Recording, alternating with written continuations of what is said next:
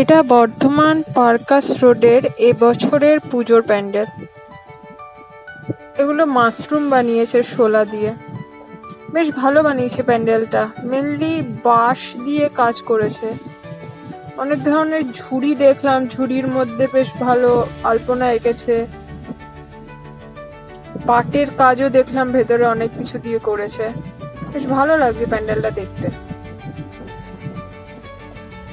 এইখানে বিভিন্ন ধরনের পাট আর কাঠি বা লাঠির টুকরো দিয়ে অনেক কাজ করেছে।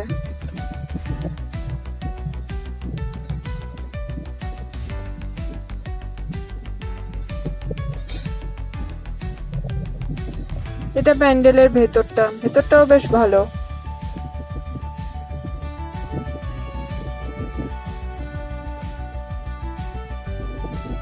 দুর্গা মায়ের মূর্তি, এটাও সুন্দর হয়েছে দেখতে।